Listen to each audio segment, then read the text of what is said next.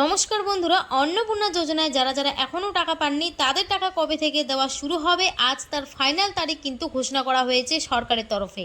এই নিয়ে রাজ্যের মুখ্য সচিব বিশাল বড় কথা বলেছেন। তো যারা যারা এখনও পর্যন্ত অন্নপূর্ণা যোজনা টাকা পাননি, যাদের ফর্ম রিজেক্ট দেখাচ্ছিল, তাদের ফর্ম আবারও আন্ডার ইনকোয়ারিতে পাঠানোর পর আপনারা কবে থেকে টাকা পাবেন, আপনাদের ফর্ম কবে থেকে অ্যাপ্রুভড হবে, এই নিয়ে বিরাট বড় আপডেট চলে এলো। এর সঙ্গে ফাইনাল তারিখও কিন্তু জানানো হয়েছে। সেই তারিখটাও কিন্তু আজকের ভিডিওতে আপনাদের আমি জানাতে চলেছি। তাই সমস্ত বিষয়ে বিস্তারিতভাবে জানতে অবশ্যই কিন্তু ভিডিওটি শেষ পর্যন্ত দেখবেন। আর বলবো, চ্যানেলে কেউ নতুন দর্শক হলে অবশ্যই চ্যানেলটিকে সাবস্ক্রাইব করে পাশে থাকা বেল আইকনটি অন করে রাখবেন এই ধরনের গুরুত্বপূর্ণ আপডেট সবার আগে পাওয়ার জন্য। তো চলুন দেরি না করে ভিডিওটি শুরু করছি। তো দেখুন, বলা হয়েছে Annapurna Yojana rejected applications approved and payment news.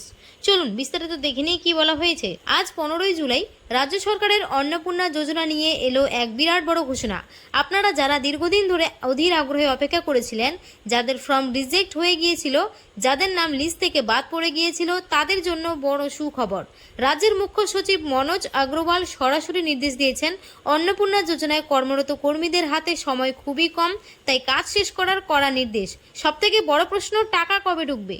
Chief secretary Manoj Agarwal স্পষ্ট জানিয়ে দিয়েছেন, যারা সত্যি এই যোজনার যোগ্য তাদের কোনোভাবেই বঞ্চিত রাখা যাবে না। 10 তারিখের মধ্যে সমস্ত রিজেক্টেড ফর্ম নতুন করে যাচাই করা হবে। আর ইতিমধ্যে আপনাদের যাচাই প্রক্রিয়া কমপ্লিট হয়ে গেছে। এবার সরাসরি ডিবিটির মাধ্যমে আপনাদের ব্যাংক অ্যাকাউন্টে টাকা পৌঁছে যাবে। আশা করছি আগামীকাল অর্থাৎ 16 তারিখ থেকে আপনাদের টাকা দেওয়া শুরু হতে পারে। তবে সাবধান, পুনরায় যাচাই বাছাইয়ের জন্য আপনাদের কিছু ডকুমেন্টস আপডেট বা জমা করতে হতে পারে। কি কি ডকুমেন্টস লাগবে তা জেনে নিন। দেখুন, 1 নম্বরে বলেছে আপনাদের online application submitted acknowledgement slip. 2 নম্বরে বলেছে আধার কার্ড। 3 নম্বরে বলেছে ভোটার কার্ড। 4 নম্বরে বলেছে সচল মোবাইল নাম্বার। তো এবার আপনাদের বলি যে এই ডকুমেন্টসগুলি নিয়ে কোথায় যাবেন।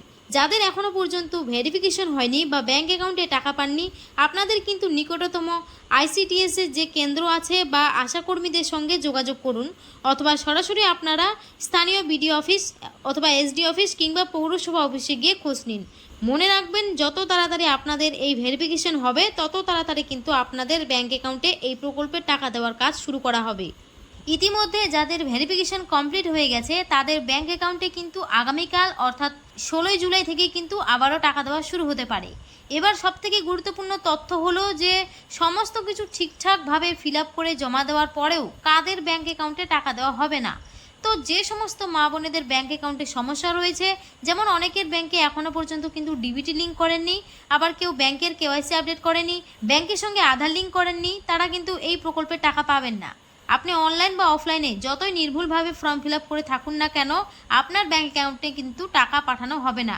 সরকার টাকা পাঠালেও কিন্তু আপনার স্ট্যাটাসে কিন্তু ফেল দেখাবে। ইতিমধ্যে অনেক মহিলার স্ট্যাটাসে কিন্তু পেমেন্ট ফেলিয়ার এই অপশনটা চলে এসেছে। তো অবশ্যই কিন্তু আপনারা ব্যাঙ্ক অ্যাকাউন্টে একবার চেক করে নেবেন যে ব্যাঙ্কের সঙ্গে ডিবিটি লিঙ্ক, আধার লিঙ্ক, KYC আপডেট রয়েছে কিনা।